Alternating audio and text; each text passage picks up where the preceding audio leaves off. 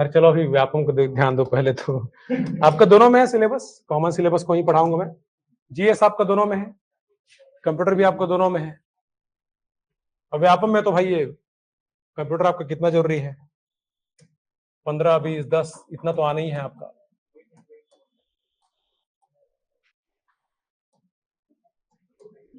दिए थे अभी हॉस्टल वार्डन के एग्जाम?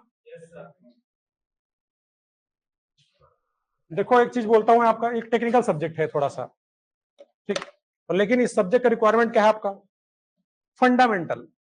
क्योंकि इसमें देखो एक एक चैप्टर दिया है आपका, इंट्रोडक्शन, फिर इनपुट आउटपुट डिवाइस, ठीक, फिर आपका मेमोरी हो गया, फिर ऑपरेटिंग सिस्टम हो गया, फिर सॉफ्टवेयर जिसमें ऑपरेटिंग सिस्टम, वायरस, ये सब के बारे में, सिक्योरिटी पढ़ना पड़ता है पूरा, वायरस वगैरह आपका, इंटरनेट एक चैप्टर है, फिर आपका एमएस ऑफिस वगैरह जैसे कुछ कुछ शॉर्टकट कीज वगैरह सबसे क्वेश्चन आते हैं।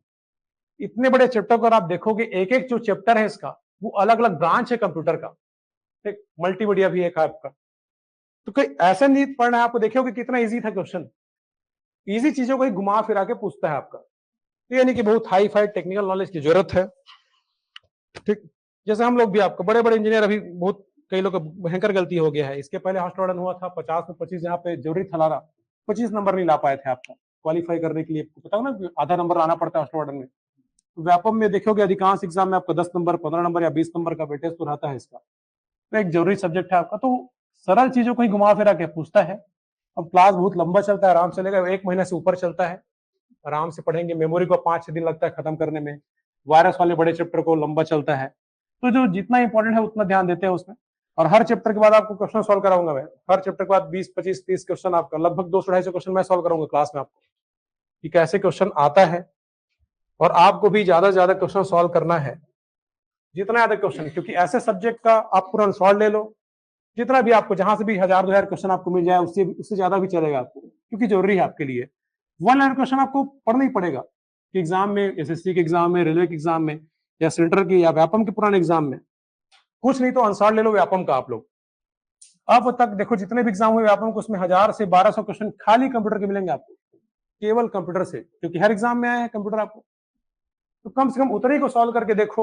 और रिपीट भी होता है, रिपीट होता है क्वेश्चन बहुत सारा, कि क्या है, आपने पढ़ने से मर रहा है कि नहीं मर रहा है करके। तो मैं अपनी तरफ से पूरा मेहनत करूंगा, आप लोग भी लेकिन करना पड़ेगा, ठीक। तो एक बड़ा सिलेबस है बोल सकते हो, और देखेंगे आपका क्वेश्चन भी सॉल्व कराएंगे क्लास में। देखो सिलेबस पहले पूरा देख लो, चाहे इंडिया का कोई भी एग्जाम दो, कंप्यूटर फंडामेंटल का सेम सिलेबस होता है। सबसे पहले हम लोग पढ़ते हैं आपका इंट्रोडक्शन, कंप्यूटर का परिचय, आता है ना बेसिक प्रश्न, कंप्यूटर के विकास, डेवलपमेंट उसके पहले अबेकस आया, ठीक, बाद में हम लोग देखते हैं धीरे धीरे पास्कल लाइन आया, फिर चार्ल्स बबेज का योगदान, ये सब के बारे में, कि कंप्यूटर बना कैसे, धीरे धीरे करके कौन कौन से कंप्यूटर आया आपका, इसको बोलते हैं कंप्यूटर का development, development of computer, computer का विकास क्रम बोल देते हैं। फिर इसमें सॉफ्टवेयर क्या होता है, हार्डवेयर क्या होता है, इंट्रोडक्शन भी पूछ सकता है, कि बेसिक चीजें। फिर कंप्यूटर के टाइप्स आपका, अच्छा जो कंप्यूटर के टाइप्स होते हैं आकार के आधार पे, जिसको हम लोग बोलते हैं सुपर कंप्यूटर, आपका सबसे बड़ा आकार में होता है, फिर आपका मेन फ्रेम आता है, फिर मिनी आता है, सबसे छोटे कंप्यूटर मतलब इसको क्या बोलते हैं, माइक्रो कंप्यूटर, आपका मिनी से भी छोटा होता है माइक्रो, ठीक, तो आकार के आधार पे। और जो हम लोग कंप्यूटर की 5 पीढ़ियां पढ़ते हैं, पहली पीढ़ी, दूसरी, तीसरी, चौथी, पांचवी, जो जनरेशन पढ़ते हैं आपका, ये किसके आधार पे बांटा गया है, किसके आधार पे कंप्यूटर को हम लोग 5 पीढ़ी में बांटते हैं, इसमें आकार नहीं बोलेंगे। हम लोग पढ़ते हैं कि पहली पीढ़ी में किसका उपयोग होता था, वैक्यूम ट्यूब का, दूसरी में, ये सब क्या है आपके, हार्डवेयर, हार्डवेयर या स्विचिंग डिवाइस बोल सकते हो। तो हार्डवेयर के उपयोग के आधार पे, कि किसका किसका किस समय उपयोग कर रहे हैं, इसके आधार पे बांटा गया है। वैक्यूम ट्यूब, फिर दूसरी पीढ़ी में ट्रांजिस्टर, तीसरे में ऐसी, ठीक, हाँ, चौथे में आपका माइक्रो प्रोसेसर आ गया था, 5वें में और मतलब बोल सकते हैं कि और अपडेट हो गया वो। यही सब है आपका। तो हार्डवेयर के आधार पे 5 प्रकार होते हैं, उसी को हम लोग 5 पीढ़ी बोलते हैं आपका। तो वो पढ़ेंगे, जनरेशन पढ़ेंगे, डेवलपमेंट पढ़ेंगे, सॉफ्टवेयर क्या होता है, हार्डवेयर क्या होता है, एक बेसिक चैप्टर, यहाँ से कुछ भी पूछ सकता है, यहाँ 1 लाइन क्वेश्चन बहुत आते हैं आपको। तो पूरा कंप्लीट होने के बाद भी और क्वेश्चन सॉल्व कराऊंगा, क्लास के हर चैप्टर के बाद क्वेश्चन सॉल्व कराऊंगा, तो आप लोग को होते जाएगा कि कैसे क्वेश्चन बनता है। यहाँ से परिचय वाला चैप्टर है पूरा आपका। फिर देखो input output device, input output device अगला चैप्टर अपना ये रहेगा। अच्छा, एक हार्डवेयर सॉफ्टवेयर से याद आया, ऐसे प्रश्न सेंट्रल के एग्जाम में मिलते हैं अधिकतर। अगर आपको पूछे कि प्रिंटर ड्राइवर हार्डवेयर की सॉफ्टवेयर, प्रिंटर ड्राइवर आप लोगों को बताया था, या कोई भी ड्राइवर लिख दे, क्या होता है, किसी को पता है? हाँ, रन कर रहे हैं। जैसे कि अगर आप कोई नया डिवाइस कंप्यूटर से कनेक्ट करते हो तो उसके लिए कोई सॉफ्टवेयर आपको इंस्टॉल करना पड़ता है, उसी को क्या बोलते हैं? ड्राइवर बोलते हैं ना। ड्राइवर इंस्टॉल करना पड़ेगा इसके लिए। इंस्टॉल करना मतलब क्या है? सॉफ्टवेयर है। तो कभी भी ऐसा क्वेश्चन अब आए, कुछ भी लिखा रहे सामने में, पीछे में अगर ड्राइवर दिख गया मतलब क्या है? वो सॉफ्टवेयर। और ड्राइव दिख गया तो हार्डवेयर आपका। बोलते हैं ना CD drive, hard disk drive, ये सब डिस्क ड्राइव आपका। तो ये सब याद रखना आप लोग को। तो ऐसी ऐसी चीजें हैं जो थोड़ा सा कंफ्यूजन करती है, बाकी वही बेसिक डिफिनेशन आपका, जिसको देख सकते हैं, छू सकते हैं, ये सब आपका बचपन से पढ़ते आ रहे हैं। और आउटपुट डिवाइस में सबसे इंपॉर्टेंट चैप्टर है आपका प्रिंटर। ठीक, प्रिंटर आपका एक पूरा चैप्टर है मान लो प्रिंटर का, और यहीं से क्वेश्चन आता है, छोटा सा चैप्टर आपका। एक क्वेश्चन तो आपको कंफर्म मिलेगा। अगर कंप्यूटर से 2 क्वेश्चन भी आ रहे तो कंफर्म है कि प्रिंटर से रहेगा। व्यापम का तो फेवरेट क्वेश्चन है आपका प्रिंटर। ठीक, कंप्यूटर का परिचय पढ़ते हैं, उसका विकास, उसके प्रकार, हार्डवेयर क्या है, सॉफ्टवेयर क्या है, बेसिक बेसिक चीज। इनपुट आउटपुट डिवाइस, इसमें कीबोर्ड, माउस, ये सबके बारे में, ओएमआर, ये सबका फुल फॉर्म पूछता है। उसमें कीबोर्ड से थोड़ा कठिन क्वेश्चन आता है, जो नया क्वेश्चन। और प्रिंटर आपका अलग चैप्टर बना दिया, हालांकि वो आउटपुट डिवाइस का ही पार्ट है आपका। तो ये सब देखेंगे। फिर आपके सिलेबस में हम लोग पढ़ते हैं memory, computer memory. Computer memory सबसे छोटी इकाई, सबसे छोटा यूनिट क्या होता है मेमोरी का, स्टोरेज का? बिट। बिट, बिट का मतलब ये भी पूछा एग्जाम में। बिट का मतलब 0 और 1। बिट बना है 2 शब्दों से, बाइनरी डिजिट। कौन से 2 डिजिट? 0 और 1, इसीलिए इसको नाम पड़ गया बिट आपका, बाइनरी से। तो पता होगा आप लोग, बिट सबसे छोटी इकाई है। तो कंप्यूटर केवल 0 और 1 को समझता है। यहां तक कि आप कुछ डेटा को सेव भी करते हो, किस फॉर्म में सेव होता है? वो 0 और 1 के फॉर्म में होता है आपका। ठीक, इसीलिए बोलते हैं बाइनरी डिजिट से मिलकर बना आपका बिट। 0 और 1 को बोलते हैं बाइनरी डिजिट, और इससे पर आप नाम पड़ा आपका बिट का। बिट के बाद क्या आता है फिर मेमोरी में? निबल। कितना होता है निबल आपका? 4 बिट का। फिर आपका निबल के बाद बाइट, आपका 8 बिट का क्या हो जाता है? बाइट रहता है। ठीक, फिर बाइट से फिर आपको पता होगा केबी, एमबी, जीबी, टीबी। ठीक, ये सब देखेंगे आपका कन्वर्जन से। आजकल सेकेंडरी मेमोरी से क्वेश्चन आता है, उसको देखेंगे डिटेल में आपका। ये भी आपका नहीं छूटेगा। मेमोरी एक बड़ा चैप्टर है। ये शुरू आपको थोड़ा सा लगेगा इजी है करके, इधर से लंबा चलता है क्लास मेमोरी से आपका। फिर एक चैप्टर पढ़ते हैं प्रोग्रामिंग लैंग्वेज और ऑपरेटिंग सिस्टम, मिला के दोनों के एक साथ पढ़ते हैं। ऑपरेटिंग सिस्टम्स एक बड़ा चैप्टर, ये पढ़ना है हमको। तो शुरू थोड़ा लगता है कि इजी है करके, बाद में आपको थोड़ा समझने वाला चीज चालू होगा। ऑपरेटिंग सिस्टम, इसमें लैंग्वेज के बारे में भी देखेंगे हम लोग, जहां से क्या क्वेश्चन बनता है आपको हमेशा। तो सॉफ्टवेयर वाला पार्ट है आपका। अच्छा, सॉफ्टवेयर है ऑपरेटिंग सिस्टम, किस प्रकार का सॉफ्टवेयर है? सिस्टम, नाम में देखो उसमें सिस्टम लिखा है। बताऊंगा आप लोग को, सॉफ्टवेयर 3 प्रकार के होते हैं। यहां से भी प्रश्न बनता है आजकल, कंफर्म है कि क्वेश्चन बनता है। कौन कौन से? सिस्टम सॉफ्टवेयर और एप्लीकेशन सॉफ्टवेयर और यूटिलिटी सॉफ्टवेयर। ठीक, इसको ऐसे ही याद हो जाएगा आपका। आप देखो कि अगर कोई ऐसा सॉफ्टवेयर जिसके बिना आपका सिस्टम ही नहीं चल पा रहा है, तब उसको क्या बोलते हैं? जैसे कि ऑपरेटिंग सिस्टम, बिना विंडोज के आपका कंप्यूटर कोई काम का है क्या? बिना एंड्रॉइड के आपका फोन काम का है? नहीं है। आपका एंड्रॉइड, विंडोज, ये सब क्या है? आपके ऑपरेटिंग सिस्टम है। तो सीधा सीधा आपको पूछेगा कि एंड्रॉइड किस प्रकार का सॉफ्टवेयर है, तो सिस्टम सॉफ्टवेयर, ऑपरेटिंग सिस्टम है वो। ठीक, आपको एग्जांपल देके पूछ सकता है, या सीधा ऐसे ही पूछ सकता है कि ऑपरेटिंग सिस्टम किस प्रकार का सॉफ्टवेयर है। तो जिसके बिना आपका कंप्यूटर चल नहीं सकता, जिसके बिना आपका सिस्टम नहीं चल सकता, ऐसे याद रखो। इसको हम लोग यूज नहीं करते, ये खुद कंप्यूटर को पूरा चलाता है, तो हम लोग थोड़ी यूज करते हैं एंड्रॉइड को, कि कुछ काम है तो एंड्रॉइड को यूज कर रहे हैं करके। कंप्यूटर को चलाने के लिए जिसकी जरूरत है बोल सकते हो, जो पूरा चलाता है, पूरा ऑपरेट करता है, तो जिसके बिना हमारा सिस्टम नहीं चल सकता, ऐसे याद रखते हैं हम लोग। तो ऑपरेटिंग सिस्टम आपका तो एक तो हो गया, बताऊंगा अभी, इधर कर लेते हैं ऑपरेटिंग सिस्टम आपका। दूसरा आपका फिर लैंग्वेज ट्रांसलेटर। अभी हम लोग देखें कि कंप्यूटर केवल किस भाषा को समझता है, मशीन भाषा, बाइनरी भाषा भी बोलते हैं उसको। बाइनरी मतलब 2 अंकों से मिलकर बना है, 0 और 1। ठीक, मशीन भाषा, हार्डवेयर की भाषा, बाइनरी भाषा, ये सब बोला जाता है। तो जब तक उसको आप ट्रांसलेट करके नहीं दे दो, अगर आप इनपुट दे रहे हो अपनी भाषा में, या आप जो कोडिंग कर रहे हो अपनी भाषा में कर रहे हो, जो भी C++ किसी भी लैंग्वेज में, अल्टीमेटली आपको जाके कन्वर्ट करना ही पड़ेगा उसको, किसमें, 0 और 1 में, तब जाके कंप्यूटर समझेगा वो।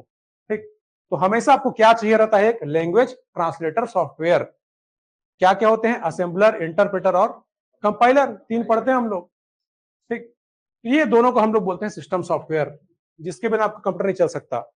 बिना ऑपरेटिंग सिस्टम के, जैसे कि विंडोज के, नहीं चल सकता आपका कंप्यूटर, इसलिए उसको क्या बोल दिया लोग, सिस्टम सॉफ्टवेयर। बिना लैंग्वेज ट्रांसलेटर का आपका कंप्यूटर नहीं चल सकता, क्योंकि जब तक उसको 0 में कन्वर्ट करके नहीं देंगे, काम ही नहीं कर पाएगा वो। तो लैंग्वेज ट्रांसलेटर जैसे कि असेंबलर, कंपाइलर, इंटरप्रेटर क्या होते हैं, आपके सिस्टम सॉफ्टवेयर होते हैं। आपको सीधा पूछेगा असेंबलर किस प्रकार का सॉफ्टवेयर है, तो सिस्टम सॉफ्टवेयर है। ठीक, लैंग्वेज ट्रांसलेटर के प्रकार को दे देगा आपको, असेंबलर, इंटरप्रेटर, कंपाइलर, तो ये सब देखेंगे आपका। फिर एक होता है एप्लीकेशन सॉफ्टवेयर। ये वही सॉफ्टवेयर है जिसको हम लोग उपयोग करते हैं। एप्लीकेशन मतलब क्या होता है, उपयोग, इसको हम लोग यूज करते हैं आपका। अगर आपको लिखना है तो आप MS वर्ड यूज करोगे, अगर आपको प्रेजेंटेशन बनाना है तो आप पावर पॉइंट यूज करोगे, स्प्रेडशीट में काम करना है एक्सेल का यूज करोगे। हम लोग जिसका यूज करते हैं एप्लीकेशन, उसको क्या बोलते हैं हम लोग, सिंपल सा एप्लीकेशन सॉफ्टवेयर, हम लोग केवल इसी का यूज करते हैं। ठीक, कुछ भी हो गया, MS ऑफिस के अंदर आ गया पूरा सब चीज आपका, MS Word, power point, access, Excel, सब आपका। जैसे कि बहुत सारे, कोई भी एडिटर हो गया, आप एडिटर सॉफ्टवेयर यूज करते हो ऑडियो को एडिट करने के लिए, फोटो वीडियो को एडिट करने के लिए, सब क्या है, एप्लीकेशन सॉफ्टवेयर है। हाँ, फोटोशॉप वगैरह कुछ भी, कोई भी एडिटर हो गया, कोई भी प्लेयर हो गया, चाहे ऑडियो प्लेयर हो कि वीडियो प्लेयर हो, कोई भी मीडिया प्लेयर हो, सिंपल सी बात है। जैसे आपको पूछेगा कि ऑटो कैड किस प्रकार का सॉफ्टवेयर है, तो हम लोग यूज करते हैं ना ऑटो को। कैड मतलब क्या होता है, कैड का फुल फॉर्म कई बार एग्जाम में है, कंप्यूटर एडेड डिजाइन। कंप्यूटर की सहायता से क्या करना, डिजाइन करना। ठीक, तो ऑटोकैड आपका कैड का सबसे पॉपुलर सॉफ्टवेयर है, ऑटोकैड आपका। तो कोई भी ऐसा सॉफ्टवेयर जिसको हम लोग खुद यूज कर रहे हैं, ये आपका एप्लीकेशन है। तो एप्लीकेशन मतलब उपयोग, हम जो उपयोग करते हैं, ऐसे याद रखोगे। आपको पूछ सकते हैं कि वेब ब्राउजर किस प्रकार का सॉफ्टवेयर है, वेब ब्राउजर बताओ एक आध वेब ब्राउजर के एग्जांपल। क्रोम हो गया, ठीक, ओपेरा, यूसी, ये सब आपके। तो ब्राउजर का उपयोग हम लोग करते हैं, ठीक, इंटरनेट चलाने के लिए उपयोग करते हैं। इंटरनेट चलाने के लिए हम लोग किसका उपयोग करते हैं, ब्राउजर का। तो हम उपयोग करते हैं सब क्या सॉफ्टवेयर हो गया, वो एप्लीकेशन। ठीक, तो कुछ नए नए नाम को आपको याद रखना पड़ेगा, बस सिंपल सा। जिसके बिना कंप्यूटर नहीं चल सकता वो सिस्टम सॉफ्टवेयर, जिसको हम लोग चलाते हैं वो एप्लीकेशन सॉफ्टवेयर। अब यूटिलिटी आपका बहुत इंपॉर्टेंट है, अब जो बच गया वो यूटिलिटी हो गया, सिंपल सी बात है। तो यूटिलिटी का हिंदी मतलब होता है, देखा जाए तो उपयोगिता। उपयोगिता, यूटिलिटी बोलते हैं ना, इसका यूटिलिटी कम है, इसकी उपयोगिता कम है, मतलब हमारे ज्यादा काम करे करके। ऐसा सॉफ्टवेयर जो कंप्यूटर की उपयोगिता को, यूटिलिटी को और ज्यादा बढ़ाए। जैसे कंप्यूटर का आविष्कार या कोई भी मशीन का आविष्कार क्यों होता है, हमारे काम को आसान करने के लिए। ठीक, पहले जोड़ते थे हाथ में, अब मशीन आ गया, जल्दी जल्दी हो रहा है आपका काम। ठीक, जब हाथ में काम करते थे, वो MS एक्सेल आ गया है, किसी रिजल्ट बनाना है आपको, लिस्ट बनाना है, तो हमारे काम को आसान करने के लिए, मतलब कंप्यूटर की उपयोगिता को और बढ़ाने के लिए जो सॉफ्टवेयर होते हैं आपको, उसको क्या बोलते हैं, यूटिलिटी सॉफ्टवेयर। एक तो ये हो गया। दूसरा, आपकी कंप्यूटर का कोई सुरक्षा दे रहा है वायरस वगैरह से, जैसे कि एंटीवायरस, ठीक, आपका जो फायरवॉल होता है, ये सब आपके। तो जो कंप्यूटर की काम को, या बोलेगा आपको काम को आसान करे, ऐसे एग्जाम में आता है ना सब लाइन आपको, कैसे सॉफ्टवेयर जो आपके काम को आसान करे, ऐसे सॉफ्टवेयर जो कंप्यूटर की उपयोगिता को बढ़ाए, सुरक्षा दे, सब क्या कहलाते हैं आपके, यूटिलिटी सॉफ्टवेयर। जैसे कि आपका एंटीवायरस सुरक्षा देता है। एक है आपका फाइल मैनेजर, ये क्या करेगा, फाइल मैनेजर फाइल को सुरक्षित रखेगा, सुरक्षित नहीं बोल सकते, मैनेज करेगा, मैनेज करेगा, मैनेज करेगा। सुरक्षित नहीं बोल सकते, मैनेज करेगा, मैनेज करेगा। सुरक्षित नहीं बोल सकते, मैनेज करेगा, मैनेज करेगा। सुरक्षित नहीं बोल सकते, मैनेज करेगा, मैनेज करेगा। सुरक्षित नहीं बोल सकते, देखिए कि आप लोग फाइल मैनेजर में एक फाइल जो पूरा सिस्टम है आपका, फाइल मैनेजर ऐसा नहीं कि कोई सॉफ्टवेयर है पूरे यूज होते हैं, मतलब फाइल के अंदर फाइल, फोल्डर के अंदर फोल्डर, पूरा स्टोरेज को आपको मैनेज करता है, ये पूरे फाइल को मैनेज करता है। अगर सोचो ये नहीं होता तो क्या होता, आपके हजारों लाखों फोटो एक जगह पे होते, कितना मुश्किल होता सबको खोजना। अब उसको नाम के हिसाब से आप सेव कर सकते हो, ठीक, उसको सॉर्ट कर सकते हो साइज के हिसाब से, डेट के हिसाब से, अलग अलग फोल्डर में आप जगह, डिस्क को, पूरा हार्ड डिस्क को भी आप मैनेज कर सकते हो। ये सब सिस्टम क्या है, फाइल मैनेजर आपका, पूरे फाइल को मैनेज करना। तो इसको भी हम लोग डायरेक्ट यूज थोड़ी करते हैं, ठीक। तो ये हमारे काम को क्या कर रहे हैं, आसान बना रहे हैं फाइल मैनेजर। हमको डेटा को एक्सेस करने में आसानी होगी इससे। हमको पता है कि डी ड्राइव में इस नाम से मैं सेव करके रखा हूँ, इस दिन सेव किया था, तो आप सॉर्ट करके देख भी सकते हो उसको। तो फाइल मैनेजर हमारे काम को आसान कर रहा है, इसलिए यूटिलिटी सॉफ्टवेयर है। एंटीवायरस हमको प्रोटेक्शन देता है, सुरक्षा देता है, इसलिए यूटिलिटी सॉफ्टवेयर है। फिर ऐसी बहुत सारी चीजें हैं आपका, डिस्क डिफ्रेगमेंटर, बहुत इंपॉर्टेंट, आपको सीधा सीधा पूछ सकता है ये। डिफ्रेगमेंटर क्या लिखा रहेगा, डिस्क डिफ्रेगमेंटर, ठीक। फ्रेगमेंटेशन, कोई भी चीज आप सेव करते हो कंप्यूटर में तो 0 के फॉर्म में सेव होता है, बोल सकते हो, डेटा ब्लॉक बोल देते हो उसको। अगर आप कोई फाइल आप सेव किए कंप्यूटर में तो आपके हार्ड डिस्क में जहां जगह मिलता है वहां जाके सेव हो जाता है वो, ठीक, आपके हार्ड डिस्क में। इसको बोलते हैं फ्रेगमेंटेशन, हिंदी में बोलते हैं विखंडन, इधर उधर फैल जाना, टूटना आपका। डिफ्रेगमेंटर क्या करता है, अब सोचो अगर आपको मान लो ये वाले डेटा को खोजना है तो आपको थोड़ा मेहनत करना पड़ेगा ना, कंप्यूटर को कहां से जाऊं, थोड़ा सर्च करेगा। अगर वो सिस्टमेटिक जम गया तो कंप्यूटर को भी खोजने में आसानी होगी, कंप्यूटर जल्दी ढूंढ के देगा आपके डेटा को, और आपका काम क्या होगा, फास्ट होगा। होगा कि नहीं, उसको टाइम जो लग रहा है कंप्यूटर को, तो कंप्यूटर की स्पीड को जो बढ़ाएगा, जो कंप्यूटर की प्रोटेक्शन देगा, कंप्यूटर के काम को आसान बनाएगा, ये सब कहलाते हैं आपकी यूटिलिटी सॉफ्टवेयर। तो डिफ्रेगमेंटर क्या करता है, डेटा ब्लॉक्स को अरेंज करता है। सीधा सीधा एग्जाम में एक क्वेश्चन आता है कि डिफ्रेगमेंटर किस प्रकार का सॉफ्टवेयर है, तो यूटिलिटी सॉफ्टवेयर।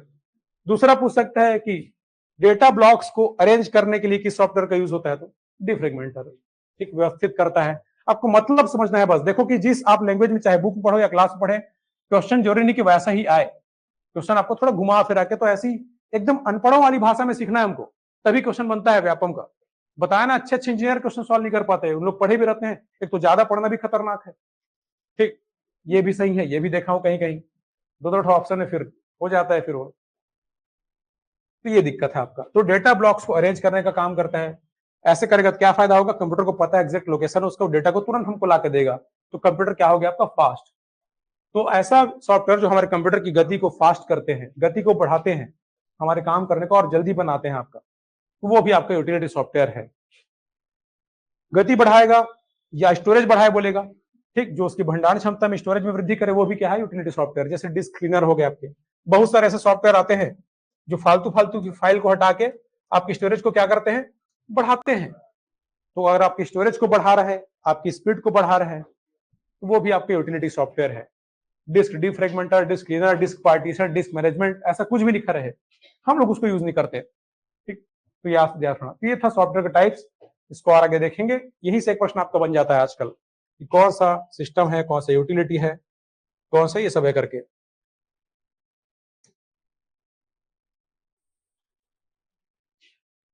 इसको और देखेंगे आपका। तो ये तरीका सिंपल सा, ऐसे ही पढ़ना चाहिए आदमी को कि एक बार में हो जाए आपका। जिसके बिना कंप्यूटर चल नहीं सकता वो सिस्टम सॉफ्टवेयर, जिसके बिना आपका सिस्टम नहीं चलेगा। तो एक बड़ा चैप्टर है। फिर लैंग्वेज के बारे में यहाँ से वन लाइनर क्वेश्चन बहुत ज्यादा आते हैं, यहाँ से टाइप्स पूछता है, यहाँ से उसके फंक्शन पूछता है। फिर एक चैप्टर है आपका वायरस वाला,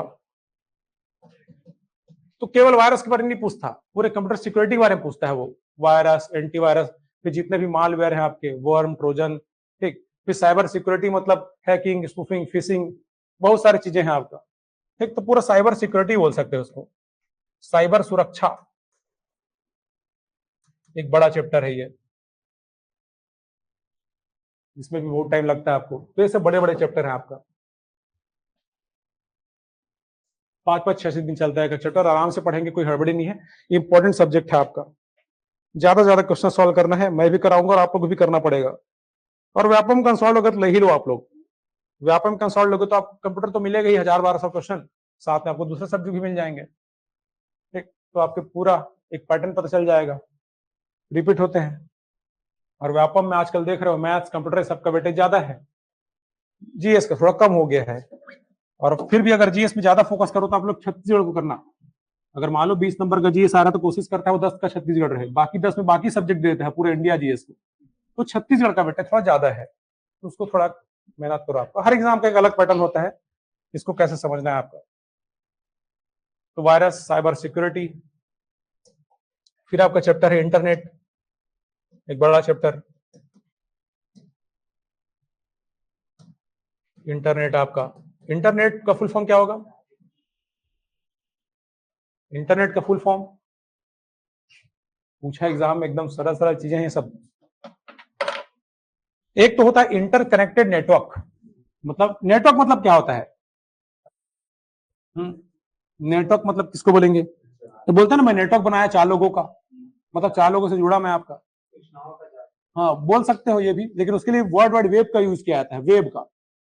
नेटवर्क का मतलब होता है कि कोई भी 2 या अधिक डिवाइसों को आपस में जुड़ना और साथ में वो डेटा का क्या कर सके, आदान प्रदान, एक्सचेंज कर सके, वो तब उसको नेटवर्क बोलेंगे। ब्लूटूथ से हम लोग कनेक्ट हो गए, क्या बन गया? वो नेटवर्क बन गया, आपस में हम लोग फाइल शेयर कर सकते हैं। ठीक, तो इंटरनेट क्या है? पूरी दुनिया का सबसे बड़ा नेटवर्क है वो इंटरनेट। ठीक, तो एक तो इसका फुल फॉर्म होता है इंटरकनेक्टेड नेटवर्क, एक होता है आपका इंटरनेशनल नेटवर्क। 2 फुल फॉर्म होते हैं बोल सकते हो इसके। यहां से क्वेश्चन आते हैं, यूआरएल, वेब ब्राउजर, इसे फुल फॉर्म वाले क्वेश्चन। आईपी एड्रेस के बारे में किसी पता है आईपी एड्रेस का मतलब क्या है? एड्रेस, हाँ, क्या होता है आईपी एड्रेस? जैसे हम कोई सा डिवाइस कहां से यूज कर रहे हैं उसका लोकेशन बताएगा। अगर आप किसी को कुछ भेज रहे हो, कोई भी मेल के द्वारा किसी चीज में, आपको उसको कैसा पता चलेगा कहां तक जाना है? तो आपके नेटवर्क एड्रेस क्या होता है? IP address. ठीक, आपके नेटवर्क के एड्रेस को बोलते हैं आईपी एड्रेस। ठीक, वेबसाइट यूज कर रहे हो या कुछ भी यूज कर रहे हो, एक्चुअली देखा जाए तो जो वेबसाइट का नाम होता है वो भी क्या होता है? आईपी एड्रेस ही होता है एक प्रकार का। अब उस क्योंकि आप हर जगह का आईपी एड्रेस याद नहीं रख सकते, हम लोग पढ़ेंगे 2 वर्जन पढ़ते हैं, आप लोग देखोगे आईपी एड्रेस ऐसे रहता है आपका, ऐसा कुछ लिखा रहेगा, 4 पार्ट्स में लिखे मिलेंगे आपको आईपी एड्रेस। कई बार आप लोग डाउनलोड करते हो पीडीएफ वगैरह, तो उसके नीचे भी ये सब दिखा रहता है कि इस आईपी एड्रेस के द्वारा डाउनलोड किया गया है फाइल करके। अधिकतर एग्जाम वगैरह के उसमें होता है आपके एप्लीकेशन फॉर्म वगैरह में। तो आपके नेटवर्क का एड्रेस है ये। ठीक, आपके नेटवर्क का एड्रेस है, तो इस एड्रेस के द्वारा उस फाइल को पता चला कि कहां तक मेरे को जाना है करके। और दुनिया में कई लोग तो है ना, इतने सारे लोग इंटरनेट चला रहे हैं, तो जितने यूजर उतना एड्रेस आपका है बोल सकते हो। 2 वर्जन पढ़ते हैं लोग, वर्जन 4, वर्जन 6 आपका। तो उनकी विशेषताओं से प्रश्न बनते हैं आपको कि आईपी एड्रेस वर्जन 4 होता क्या है, वर्जन 6 क्या होता है, कैसे कैसे लिखा जाता है, उसका पैटर्न क्या होता है। तो सिंपल सिंपल चीजें हैं, एक बार में याद हो जाएंगी आपको। यूआरएल का फुल फॉर्म क्या होगा? देखो यूनिवर्सल भी आपका ऑप्शन में रहेगा, लेकिन गलत है वो। यूनिवर्सल भी पक्का ऑप्शन में रहता है जब आपको यूआरएल फुल फॉर्म देगा तो। यूनिफॉर्म। ठीक, यूनिफॉर्म रिसोर्स लोकेटर। देखो छोटे छोटे चीजें हैं आपका, ये गलती होता है फिर इतना खरता है वहां पे।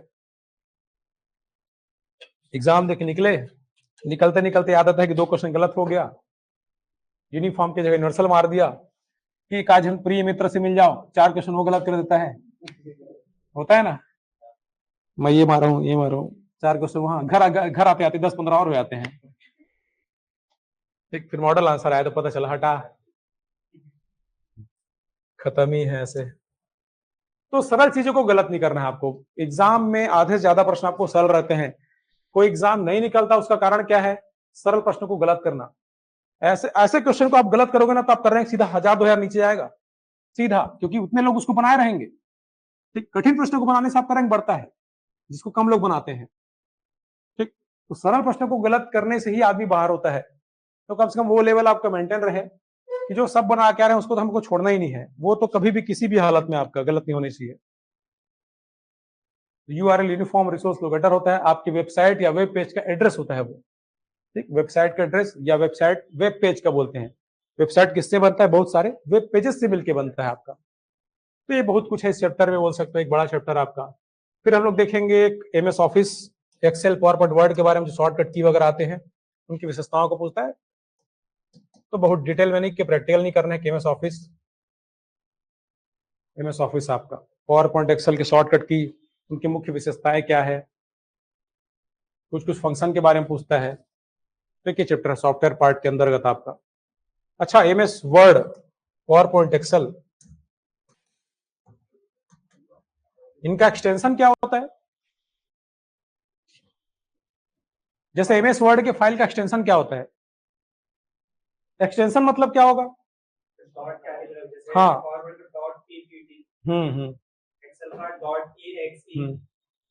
देखो हर फाइल का एक एक्सटेंशन होता है। एक्सटेंशन का यूज क्या होता है? वो फाइल के टाइप्स को बताता है आपके कि फाइल किस प्रकार का है। आपको एग्जाम में आए हैं लाइन कि फाइल एक्सटेंशन का क्या उपयोग है, तो फाइल के प्रकार को जानने के लिए।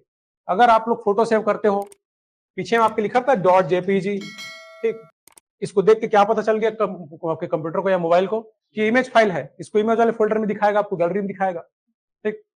और हमको भी देख के पता चल जाएगा कि जेपीजी लिखा है, मतलब क्या है, ये इमेज फाइल है आपका। तो एक्सटेंशन क्या करता है? आपकी फाइल के प्रकार की जानकारी देता है, ठीक। सीधा पूछा था एग्जाम में कि फाइल एक्सटेंशन का उपयोग क्या होता है, तो फाइल के उसमें 2-3 ऑप्शन बहुत कंफ्यूजिंग थे, तो सिंपल आंसर इसका फाइल के प्रकार की जानकारी देता है कि फाइल किस प्रकार का है। अगर डॉट डीओसी लिख दिया तो किस प्रकार का फाइल हो गया? वो डॉक्यूमेंट, मतलब एमएस वर्ड का फाइल है वो, ठीक। पावर पॉइंट का क्या होता है? पीपीटी बोलते हैं ना, पीपीटी बनाएंगे करके स्लाइड्स को। एक्सेल का XLS, ठीक, तो याद रखना। तो एक्सटेंशन, तो एक चैप्टर और हम लोग पढ़ते हैं, छूट गया सिलेबस में, मल्टीमीडिया। ये भी एक पेज का चैप्टर है।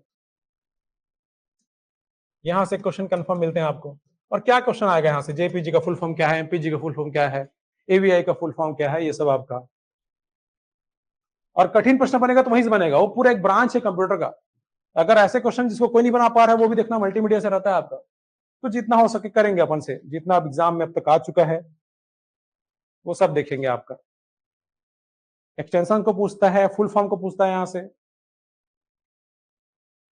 मल्टीमीडिया का सिंपल मतलब कॉन्सेप्ट पूछता है।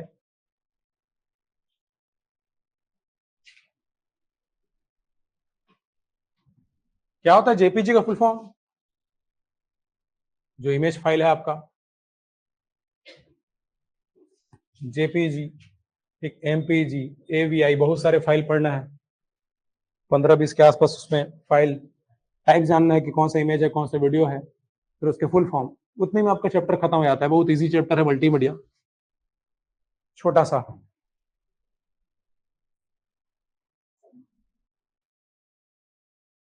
Graphic, joint photographic expert group, ठीक। अच्छा, पीडीएफ का कितने बार एग्जाम में आया है? पीडीएफ का फुल फॉर्म, इसको भी गलत करते हैं सब। इतना इजी से चीज है आपका, क्योंकि याद नहीं आता, कई बार दिमाग शंट हो जाता है, थोड़ा सा बच हो जाता है, बोल दो। पोर्टेबल डॉक्यूमेंट फॉर्मेट आपका पोर्टेबल होता है। बड़े से बड़ा फाइल को आप पीडीएफ बना के एकदम छोटा कर सकते हो, फट से, मतलब कितने बड़े पुस्तक को आप पोर्टेबल कर सकते हो, ठीक। प्रिंट के फॉर्म में रहता है, फट से कभी भी आप उसको प्रिंट कर सकते हो, प्रिंटेबल हो जाता है, प्रिंटेबल रेडी रहता है, बोल सकते हो। तो पोर्टेबल वही से नाम पड़ा इसका, पोर्टेबल डॉक्यूमेंट फॉर्मेट आपका। तो सिंपल है, ये सब चीजें देखेंगे मल्टीमीडिया आपका। तो ये मेन कोर सिलेबस है आपके, सब मिला के आपका एक चैप्टर बनता है। एब्रीवेशन से जो क्वेश्चन आते हैं आपको, फुल फॉर्म, फुल फॉर्म बोलते हैं आपका। अब जो पढ़ते जाएंगे हम लोग सब चैप्टर में, उसको ये फुल फॉर्म पूछेगा। सीडी का फुल फॉर्म क्या है, रैम का फुल फॉर्म क्या है, रोम का क्या है, पी रोम का क्या है, ईपी रोम का क्या है, सब आपको पहले दिन से हम लोग चालू कर देंगे सब पढ़ना। उसको आपको पूरा लास्ट में पूछता है वो। जैसे इंट्रोडक्शन में लोग पढ़ते हैं एनियाक, एडवेक, यूनिवेक, उसका फुल फॉर्म क्या है पूछेगा आपको, ठीक। वायरस से बहुत सारे, मालवेयर का फुल फॉर्म क्या है, वायरस का फुल फॉर्म क्या है, किसी को पता है वायरस का फुल फॉर्म क्या है? वायरस, फिर एक सबसे बड़ा शब्द आता है उस चैप्टर में, मालवेयर। वायरस, मालवेयर, हर चीज का फुल फॉर्म है कंप्यूटर में आपको। पिक्सल, पिक्सल तक का फुल फॉर्म है, देख के नहीं लगता कि इसका भी कुछ होगा। पिक्सल, पिक्सल होता क्या है? डॉट आपका, जो स्क्रीन में छोटे छोटे जाली जैसे दिखते हैं, डॉट आपका, ये सब क्या है? एक एक डॉट जो दिख रहा है सब मोबाइल में, स्क्रीन में, पिक्सल है। तो इसको बोलते हैं पिक्चर एलिमेंट। इसी से तो मिलकर आपके चित्र बनता है ना मोबाइल में, इसी बिंदुओं से तो बनता है ना। जो मैं लिख रहा हूं ये बिंदु भरते आ रहे हैं मेरे। तो पिक्चर का एक एलिमेंट है छोटा सा, वो एक तत्व है आपका। तो पिक्चर एलिमेंट, पिक्सल, वायरस का होता है vital information, vital information resource under seize, under seize.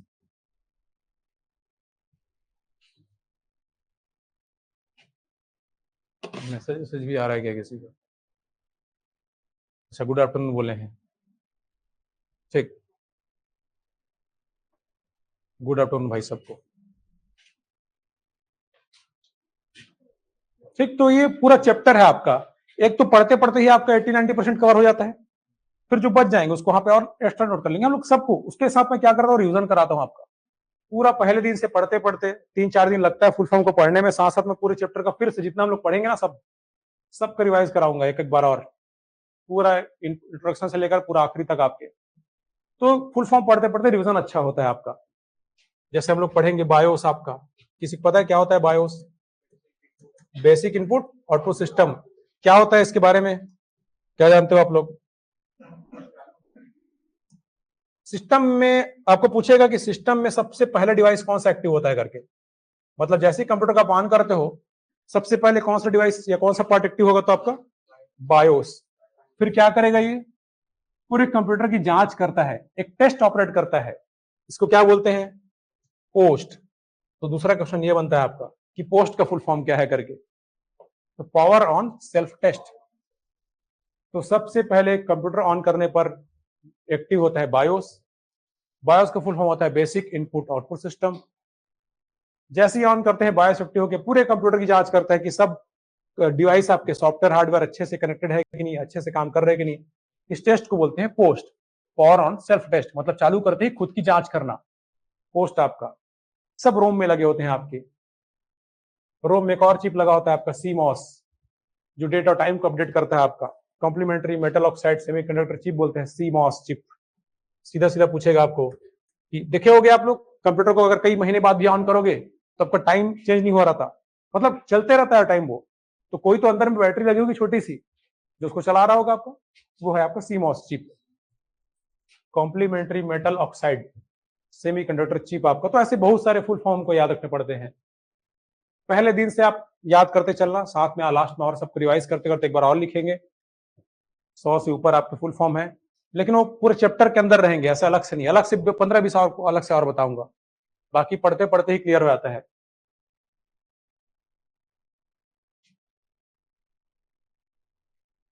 फिर एक आपका चैप्टर है शॉर्टकट की, हम लोग दे देते हैं।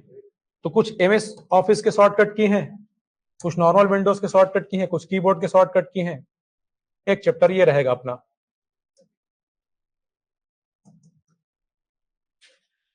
जैसे बार बार आता है आपका कि स्पेलिंग चेक करने के लिए किस फंक्शन का यूज करते हो आप लोग? शॉर्टकट की क्या है स्पेल चेक का? F7। F7 तो शॉर्टकट की कितने बार एग्जाम में उसको पूछा है।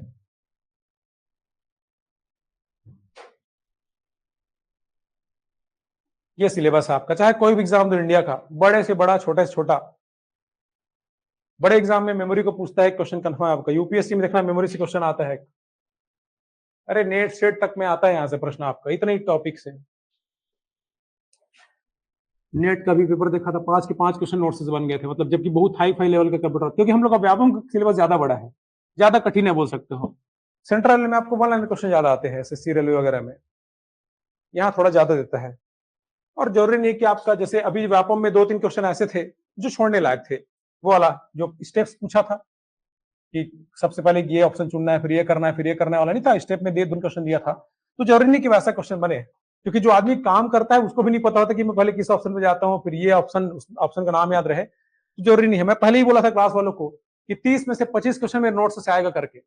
अब 27 आया था, इतना तो पता है मेरे को, ठीक। क्योंकि वो 3 क्वेश्चन अब थोड़ी हम लोग देखेंगे कि मैक्रो करने के लिए फाइल चूज करते हैं, यूट्यूब में वीडियो सर्च कैसे कर रहे हैं, वो तो इजी था, सब बनाए होंगे कि सबसे पहले हम लोग यूट्यूब ऑप्शन खोलते हैं, फिर सर्च बार पे जाते हैं, फिर कीवर्ड से सर्च करते हैं।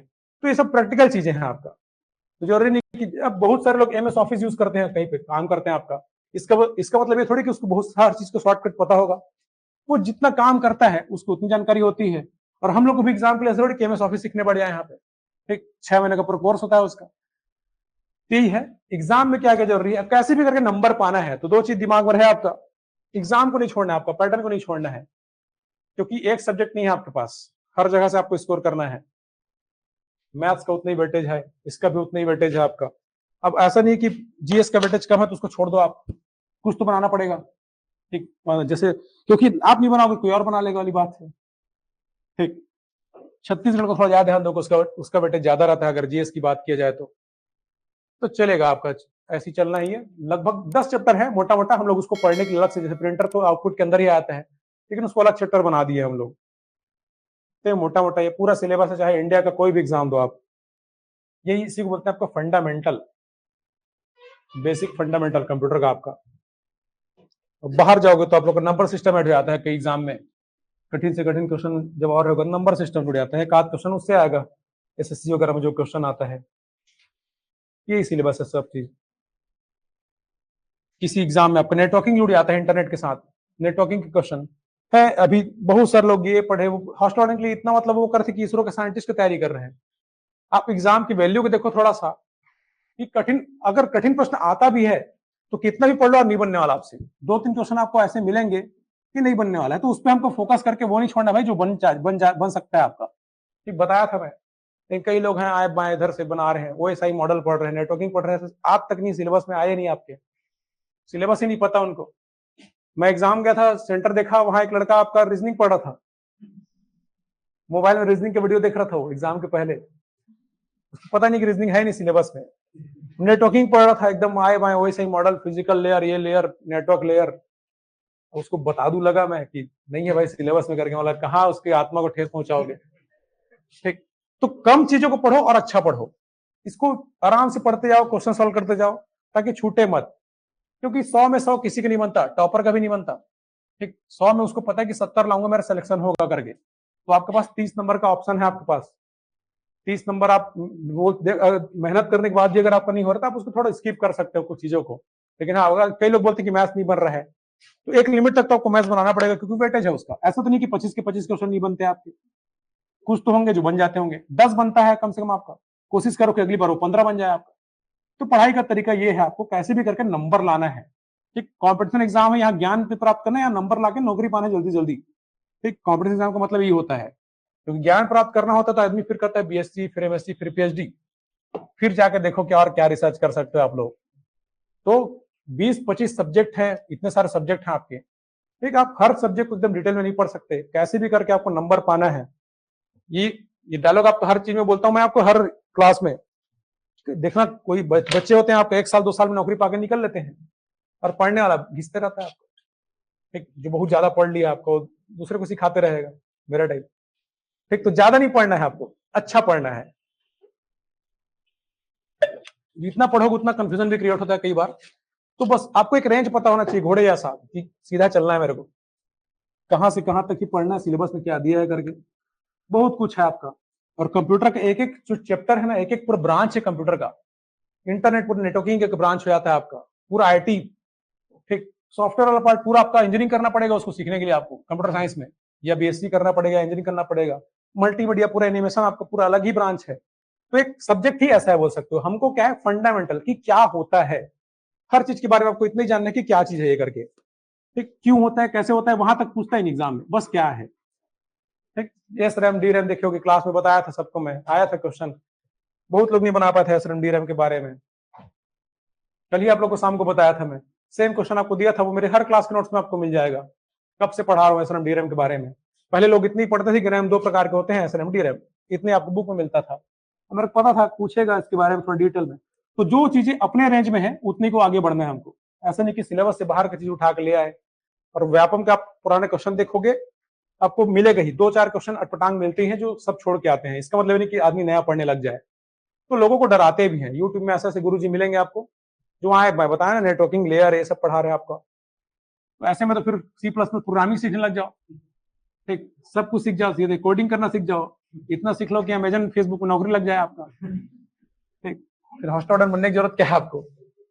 तो है, डरना नहीं है इन लोगों से, जिन लोग सिलेबस से बाहर का आए बाएं, वो दिखाते हैं कि हमको आता है करके, और उनको बस उतना ही आता है, ठीक। कंप्यूटर ही पढ़ के बैठे, लेकिन आपको पढ़ना है इतने सारे सब्जेक्ट, आपको छत्तीसगढ़ भी पढ़ना है, मैथ्स भी पढ़ना है, कंप्यूटर पढ़ना है, तो एक फोकस होके पढ़ाई करो, ज्यादा काम देगा आपको। तो ये सब चलिए फिर कल से आपको स्टार्ट करेंगे। अब कुछ चीजें लिख लो, 2-3 पॉइंट। कल आपका इंट्रोडक्शन वाला चैप्टर स्टार्ट करेंगे। मेन फोकस रहता है आपका क्वेश्चन पे, जितना ज्यादा क्वेश्चन सॉल्व करोगे।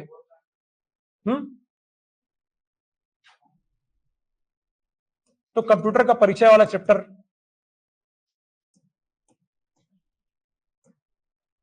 यहां पे बहुत सारे आपको फैक्ट बता दूंगा क्लास में ही मैं, कुछ भी पूछ सकता है आपको। पूरे कंप्यूटर का रिवीजन जैसा चैप्टर है रहने को। तो सबसे पहले लिखो कंप्यूटर किस भाषा का शब्द है, पूछा है आपको, ग्रीक। तो लिख लो कंप्यूटर शब्द की उत्पत्ति, पूरा क्लास में लिखोगे आप लोग, नोट्स बनवाता हूं मैं, स्लाइड वाइड से पढ़ाता हूं तो फिर बहुत फास्ट हो जाता है थोड़ा सा, तो लंबा चलने दो, कोई दिक्कत नहीं है, ज्यादा ज्यादा टाइम बिताएंगे अच्छे से, एक बार में फुर्सत आपका। जितने भी एग्जाम हुए अभी, जितने भी पूरा नोट्स से क्वेश्चन आया है, तो एक बहुत मेहनत लगा है, कंटेंट में बोल सकते हो, तो आराम से पढ़ेंगे, आराम से 35 दिन के आसपास क्लास चलेगा। कंप्यूटर ग्रीक भाषा के शब्द कंप्यूट से बना है, कंप्यूट, क्योंकि हर एक भाषा का ओरिजिन होता है। जैसे हमारी हिंदी का ओरिजिन क्या है, संस्कृत, वैसे अंग्रेजी भी आपकी नई भाषा है। ग्रीक, लैटिन, ये सब बहुत सारी भाषाओं से मिलकर बनाता है, हम लोग पढ़ते हैं लैटिन भाषा का शब्द है, ग्रीक भाषा का शब्द है। तो कंप्यूटर ग्रीक भाषा के कंप्यूट शब्द से बना है, जिसका अर्थ है गणना करना, कैलकुलेट। तो सिंपल आपको पूछ सकता है कि कंप्यूटर किस शब्द से उत्पत्ति हुई है कंप्यूटर शब्द की, तो ग्रीक शब्द से, कंप्यूट से।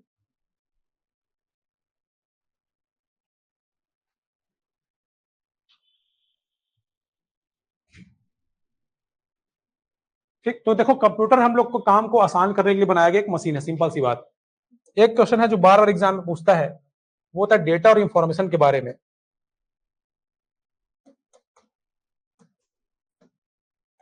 देखो अगर मैं बोल दिया आपको कि 40, 50, 60, या बोल दिया मैं आपको ए बी सी, ऐसा कुछ भी दे दिया, ये सब क्या चीजें हैं, डेटा, सिंपल डेटा है। उसको पढ़ के आपको कुछ पता चल रहा है कि मैं किसके बारे में बात कर रहा हूं, डेटा। बस आपको लगे कि तो अक्षर है या अंक है, तो डेटा क्या हो सकता है, अक्षर भी हो सकते हैं, अंक भी हो सकते हैं, या दोनों हो सकते हैं। तो डेटा आपके 3 प्रकार के होते हैं, न्यूमेरिक डेटा, मतलब नंबर में हुए तो, अल्फाबेटिकल, अक्षर में हुए तो, या तो अल्फा न्यूमेरिक, जिसमें दोनों होंगे आपका। ठीक, तो डेटा आपका जिसको देख के आपको पता नहीं चल रहा है, तो क्वेश्चन बनता है आपका कि अव्यवस्थित तथ्यों को, अव्यवस्थित या जिसके बारे में को देख के पता नहीं चल पा रहे कि क्या बात कर रहे हैं हम लोग करके, अव्यवस्थित तथ्यों को, या लिखा रहेगा कच्चे तथ्यों को, रॉ फैक्ट, रॉ फैक्ट्स को क्या कहा जाता है, डेटा।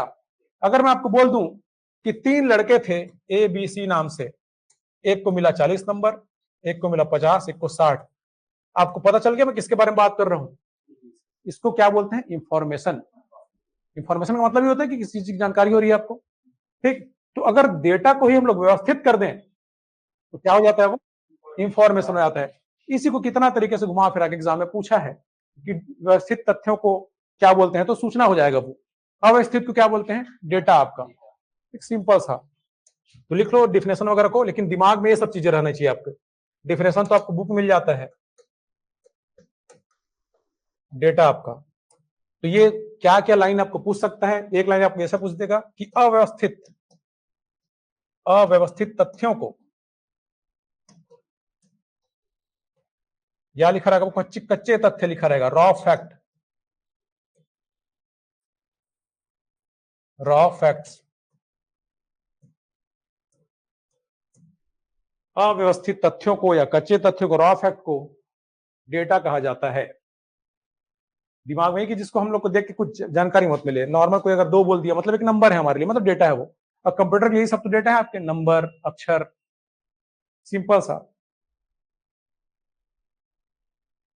तो कच्चे तथ्यों को या व्यवस्थित तथ्यों को डेटा कहा जाता है।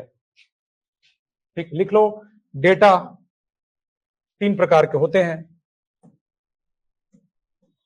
तो ये सब शब्दों को याद रखना आप लोग को, ये सब घुमा के देगा आपको। डेटा 3 प्रकार के होते हैं। पहला लिख लो अल्फाबेटिक डाटा, अल्फाबेटिकल, अक्षरात्मक बोल सकते हो, अल्फाबेटिकल डेटा, अक्षरात्मक मतलब एबीसीडी अल्फाबेट वाले आपके, अक्षरात्मक डेटा। अगर आपको पूछ दिया कि किसी इंसान का नाम, मान लो कोई भी नाम है आपका, उसका नाम नमन ही है मान लो, किसी इंसान का नाम मान लो नमन, किस प्रकार का डेटा है? तो अल्फाबेटिकल, अक्षरों से मिलकर बना है आपका। ठीक, तो अक्षरों से मिलकर बने डेटा को बोलते हैं अल्फाबेटिकल डेटा, अक्षरात्मक डेटा आपका। फिर होता है आपका न्यूमेरिकल डेटा।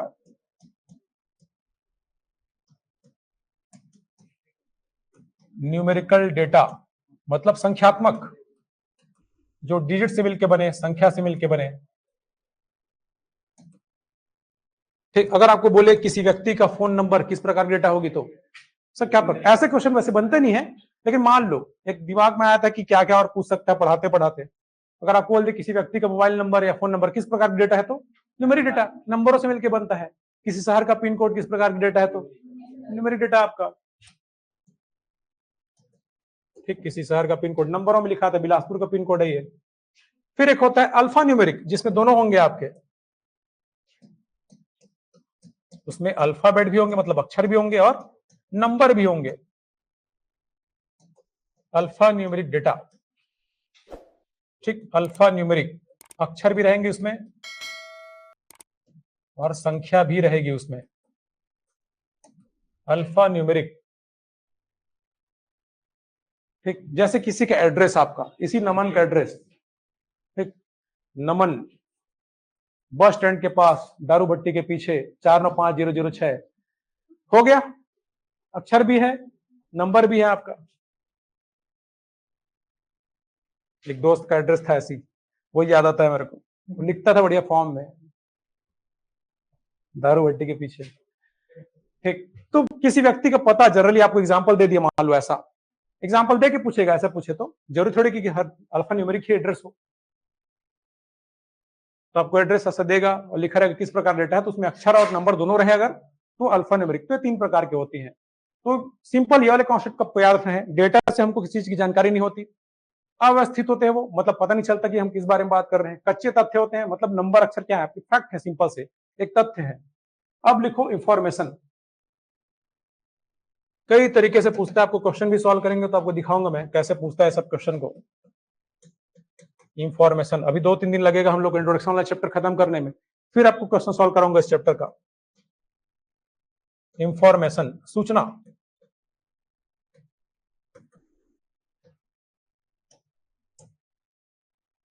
तो लिख लो, क्योंकि डेटा होता है आपका अव्यवस्थित, ये होता है व्यवस्थित। तो डेटा को ही अगर आप व्यवस्थित कर दो तो क्या बन जाते हैं वो, इंफॉर्मेशन बन जाते हैं, सूचना बन जाते हैं। तो लिख लो व्यवस्थित, सिस्टमैटिक अरेंज्ड बोल सकते हो, व्यवस्थित डेटा या तथ्यों को, व्यवस्थित डेटा या तथ्यों को सूचना या इंफॉर्मेशन कहते हैं। तो क्वेश्चन आपको घुमा फिरा के दे सकता है कथन में। तो डेटा आपका अव्यवस्थित होता है, इंफॉर्मेशन आपका व्यवस्थित होता है। ठीक, डेटा को ही हम व्यवस्थित कर दिए तो क्या बन जाता है वो, सूचना, जिससे हमको जानकारी मिला। ऐसी दिमाग में एग्जांपल रहे, अगर मैं 40 50 60 बोल दिया, बीसी बोल दिया, कुछ नहीं पता था हमको किस बारे में बात कर रहा हूँ, लेकिन मैं आपको बकायदा प्रॉपर शीट बना के दे दिया कि 3 लड़के थे एबीसी, 3 को, एक को 40 मिला, एक को 50 मिला, एक 60 मिला, आपको जानकारी हो गई कि हम किस एग्जाम के रिजल्ट की बात कर रहे हैं। तो व्यवस्थित डेटा या तथ्यों को बोलते हैं इंफॉर्मेशन। ये सब शब्दों को आपको याद रखना है, व्यवस्थित को, उधर कच्चे तथ्य को, रॉ फैक्ट को, मतलब समझना है बस आपको। अब इस सिंपल सा डायग्राम बना लो, मतलब डेटा को हम किस में बदलना चाह रहे हैं, इंफॉर्मेशन में। डेटा को हम सूचना में बदलना चाह रहे हैं आपका, और इसी प्रोसेस को बोला जाता है डेटा प्रोसेसिंग, या सिंपल प्रोसेसिंग भी लिख देगा। तो 3 इसी डायग्राम से प्रश्न आएगा आपको, बस इतनी कहानी का सार यही है। कितने बार आपको आता है डेटा प्रोसेसिंग। एक तो पूछता है कि डेटा को प्रोसेसिंग करके किसमें बदला जाता है, तो इंफॉर्मेशन में। इंफॉर्मेशन उल्टा भी पूछा था एक बार, या तो पूछेगा कि डेटा को इंफॉर्मेशन में बदलना क्या कहलाता है, तो data processing. Data processing, data को इंफॉर्मेशन में बदलना। इतने से प्रश्न बनते हैं आपके। तो बस मतलब समझ जाओ, सिलेबस से बाहर नहीं भटकना है आपका, सरल चीजों पे ज्यादा फोकस करना है, जिसको घुमा घुमा के देता है आपका, कई तरीके से पूछता है इसको। क्वेश्चन भी सॉल्व कराएंगे, आपको बताऊंगा कि कैसे कैसे घुमाया है। तो जितना ज्यादा क्वेश्चन सॉल्व कर लो आप, उतना फायदा है आपके लिए। ठीक, अच्छा कुछ फैक्ट नोट कर लो 5 मिनट में, बाकी फिर कल अच्छे से स्टार्ट करेंगे और आपका बाकी हार्डवेयर सॉफ्टवेयर कल देखेंगे। जैसे इंट्रोडक्शन वाले पार्ट में बहुत सारे फैक्ट बनता है, आपको पूछेगा कि कंप्यूटर साक्षरता दिवस, हाँ कंप्यूटर लिटरेसी डे आपका कब मनाया जाता है करके। हेलो, हाँ मैं थोड़ा बिजी हूँ, मैं लगाता हूँ आपको यार, नंबर ले लेते हैं इन लोग यार।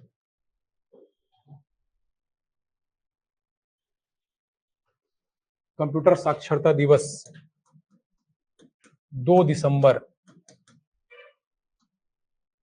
क्यों मनाते हैं?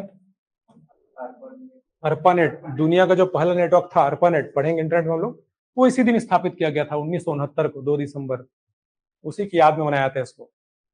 फिर 2 डेट आपको याद रखने हैं कि भारत का पहला कंप्यूटर,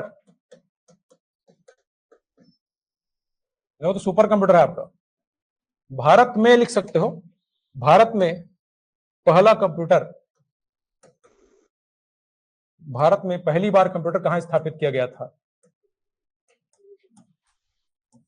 ISI, ICICI बैंक नहीं है। ठीक, भारत में पहली बार कंप्यूटर कहां स्थापित किया गया था? तो ISI मतलब इंडियन स्टैटिस्टिकल इंस्टीट्यूट, हिंदी में है भारतीय सांख्यिकी संस्थान, भारतीय सांख्यिकी संस्थान कहां है? कलकत्ता में आपका। और टाइम याद रखना आप लोग को, पहली बार भारत में कंप्यूटर लाकर रखा गया था 1956 इंच का सीना, देखना भैया पटक मत दे, 1956, वैसे 56 इंच का सीना को याद रखो, 1956। तो भारत में पहली बार कंप्यूटर लाया गया। ठीक, आधुनिक कंप्यूटर 1945-46 के आसपास ही बना था, 10 साल बाद हमारे यहाँ लाया गया उसको, और यहाँ पे रखे थे उपयोग के लिए ISI में। फिर एक फैक्ट है कि भारत द्वारा बनाया गया, भारत में विकसित, इंडिया में डेवलप किया गया, डेवलप्ड आपका, भारत में विकसित पहला कंप्यूटर, मतलब भारतीयों के द्वारा बनाया गया भारत में, वो कौन सा था? सिद्धार्थ। किनका नाम है ये बचपन का? गौतम बुद्ध के बचपन का नाम है, और ये बनाया गया था 1986 में, 30 साल बाद। तो 56 और 86, तो ये 2 रेट आपको याद रखने हैं। तो भारत में पहली बार कंप्यूटर रखा गया बोलेगा, स्थापित किया गया तो ISI कलकत्ता में 1956 में, भारत में बनाया गया, भारत में विकसित किया गया पहला कंप्यूटर था सिद्धार्थ आपका 1986 में। नाम ऐसा कुछ नहीं है, बाहर से लाए थे, IBM का कोई कंप्यूटर था, उसका मॉडल है लंबा चौड़ा। ठीक, ऐसे क्वेश्चन नहीं बनेंगे आपको, नहीं बनते वैसा। सिद्धार्थ आपको याद रखना, क्योंकि भारत में बना था, ये इंपॉर्टेंट है। अब देखो, हम लोग जब सुपर कंप्यूटर आपको कल बताऊंगा, पूरा एक चैप्टर बताऊंगा, वो सब बुक में नहीं मिलता आपको, मैं बताऊंगा कि भारत का सबसे पहला सुपर कंप्यूटर कौन सा था? परम 8000 आपका। और ये हम लोग कब बनाए थे? 1991। 5 साल में ही हम लोग क्या बना लिए? सुपर कंप्यूटर आपका। तो भारत का पहला कंप्यूटर है सिद्धार्थ, और भारत का पहला सुपर कंप्यूटर परम 8000 1991। हाँ, पूरा बताऊंगा उसके बारे में कल आपको, अच्छा चैप्टर है वो, तो सिंपल सा। तो 5 साल में ही, पहले हम लोग दूसरे देशों से मदद मांगे, लेकिन मना कर दिया आपका, बहुत सारे देश, अमेरिका वगैरह सब मना कर दिया हम लोग को सुपर कंप्यूटर देने से आपका।